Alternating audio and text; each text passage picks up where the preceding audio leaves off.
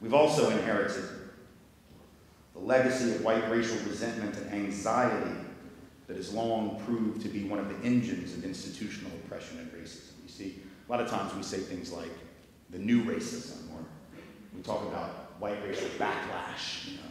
I've even used these terms, but they're not particularly precise, are they? Because a lot of what we're hearing today really isn't all that new, and a lot of it really can't be considered backlash, when in fact it was frontlash over 100 years ago. What I mean by that is this: if you go back to the period of Reconstruction, go back to the period after enslavement was rooted out of the, and I say formal enslavement, because all kinds of informal enslavement remained, of course, after, with debt peonage and things of that nature.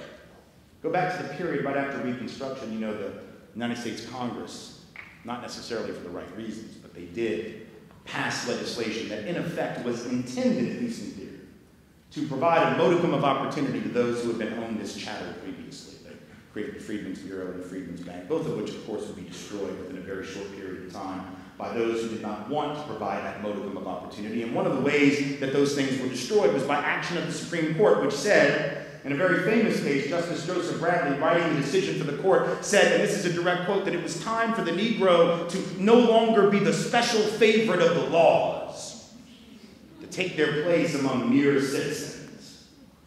The idea being what? That the Freedmen's Bureau and the Freedmen's Bank were in effect reverse discrimination. That was not the term they used, but that was the logic. That was the underlying argument, that after about a decade of freedom, those things were too much, and now it was disadvantaging white folks. So black folks needed to just become mere citizens and not these special citizens, which I dare say very few, if any, black folks realized they were in 1876 and 1877.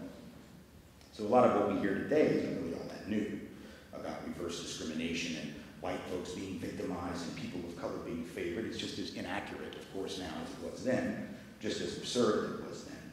Then in the 1930s, when black folks began to, in large numbers, move north, and one of the great migrations that we've had in this country, a lot of similar backlash took place, a lot of white racial resentment and anxiety took place, race riots every few months, white folks attacking black neighborhoods, burning down entire black neighborhoods, attacking black schools and businesses, etc., became a very common thing. Nowadays, we have a much more sophisticated way of rioting against folks of color. You see, after a while, you learn you can't do it the old way. It doesn't look very good. You can't just attack people violently. I mean, some folks still do it, make no mistake, but there are a lot slicker ways to oppress a person, are there not? You can riot at the ballot box. You can riot within your institutions. You can riot with zoning laws that keep certain people from living in your community. You can riot by drawing educational district lines that maintain school segregation. The effect of that is the same as an actual physical riot, but it's all legal, and it isn't seen as violence. You see, it isn't seen as a problem. You can riot with a war on drugs. It isn't about drugs. As if it were about drugs, I wouldn't be here talking to you.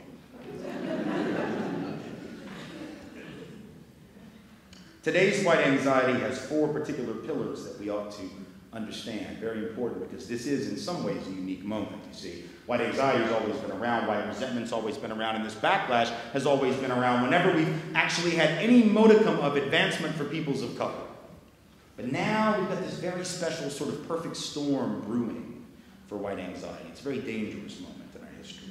I want us to be able to reflect on it honestly. There are 4 pillars of this white anxiety. Together they made for this perfect storm, this sort of perfect, I don't know, stew of white resentment, if you will. Number 1 is, of course, the election of the president of color, which, for some, poses a challenge to their long cultivated and nurtured notions of what leadership is supposed to look like. Because for some, the idea that leadership doesn't look like you, doesn't look like us, doesn't look like the majority when we've been able to take for granted that it would, is disconcerting. So that's the first pillar. Now, that in and of itself wouldn't probably have done it. That in and of itself may not have been sufficient. But then you add to that the second pillar, which is what?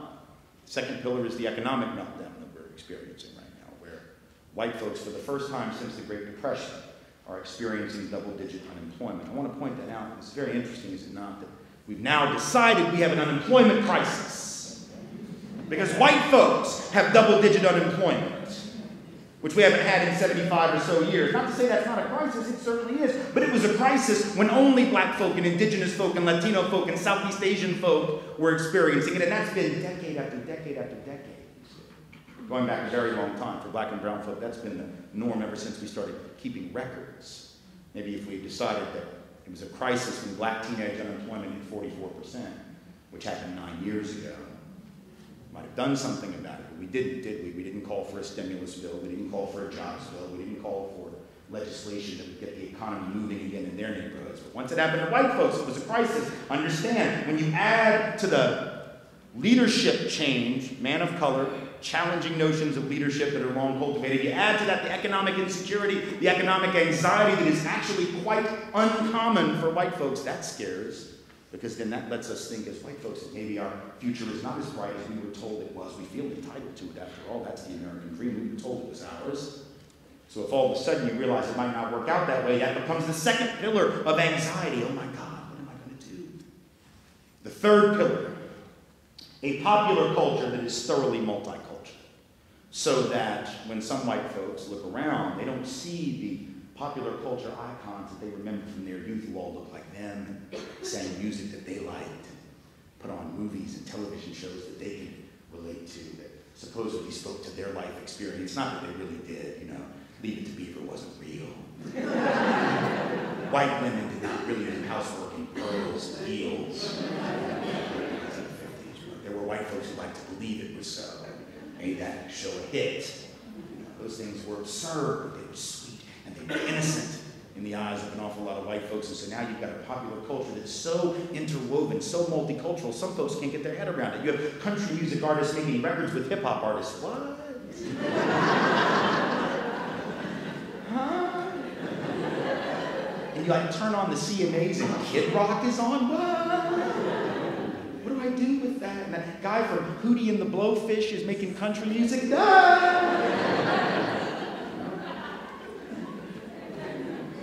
And he's winning awards and stuff at the CMAs, and people are like, oh my God, bring back Hank Williams, please. So there are some folks not prepared because that challenges our cultural assumptions of normalcy. The idea that the culture is ours to define and to stipulate and to lay out, you understand it. So you add now the leadership challenge of what leadership looks like, the economic insecurity and anxiety, and the cultural challenge, and then add the fourth thing, and this is the biggest of all of them, but in combination with the other three, it really amplifies it sort of exponentially, is this demographic shift that's underway. It's been underway in this state and other states like California, New Mexico, Arizona, etc. But within the next 30 years, half the country will be people of color, half will be white. That's a fact. And although there are folks in Arizona who don't like it, there isn't much you can do about it. Average age of white folks in Arizona is about 137. I think all we have to do is be patient.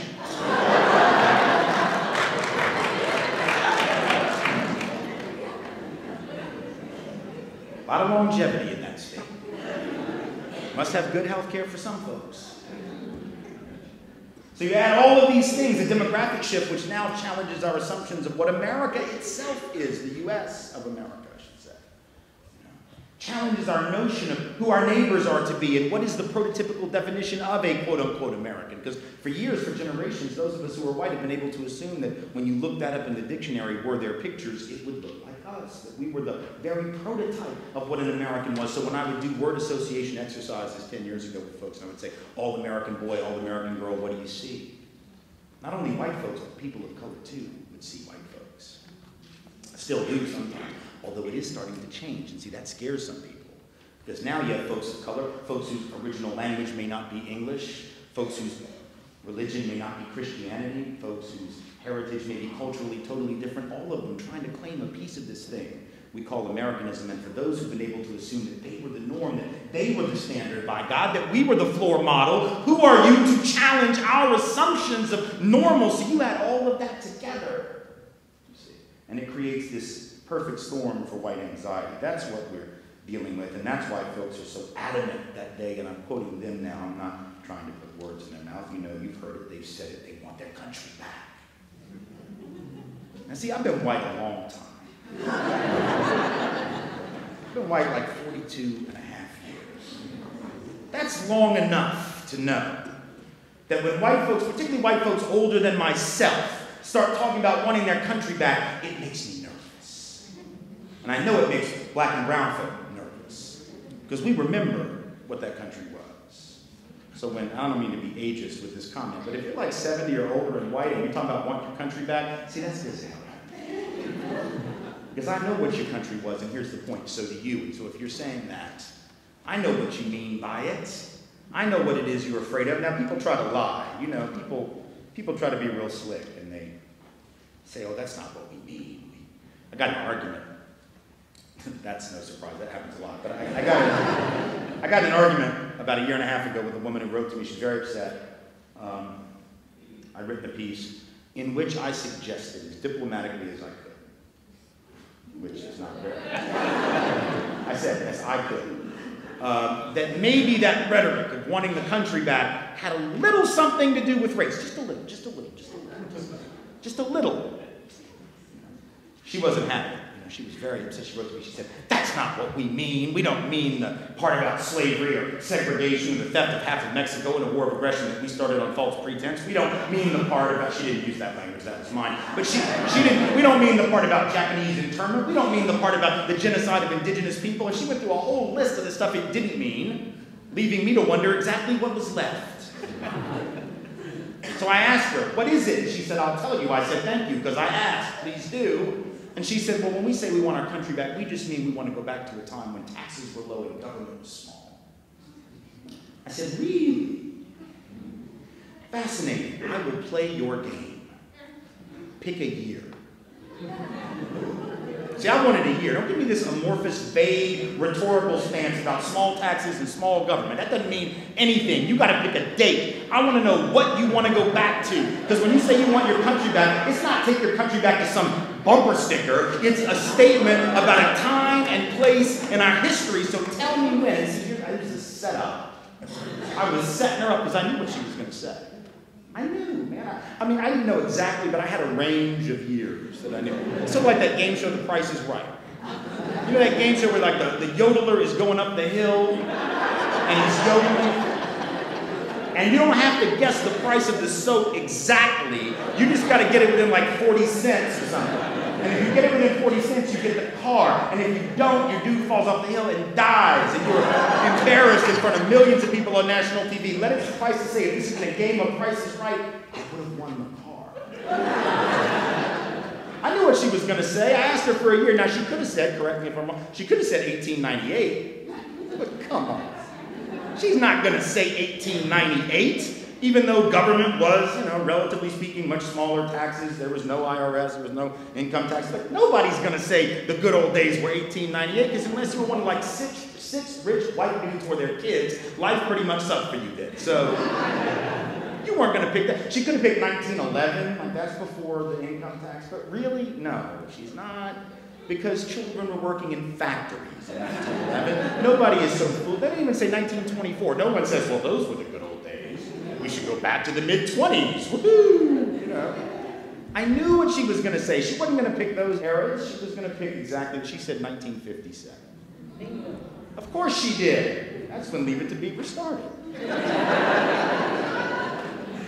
1957. Now here's what's fascinating, and I asked her, she didn't know the answer. I will ask you rhetorically whether you know it or not. I intend to fill in the blank for you. Do you know what the top marginal tax rate was in 1957? It's a very important thing to know if we're going to have an honest conversation about anti-tax, anti-government, and what it is and isn't about. Because remember, she is proclaiming that that was an era she wants to go back to because, and that the Tea Party wants to go back to, of which she is a part, because it was low tax and small government. But in fact, the top marginal tax rate in 1957 was 91%.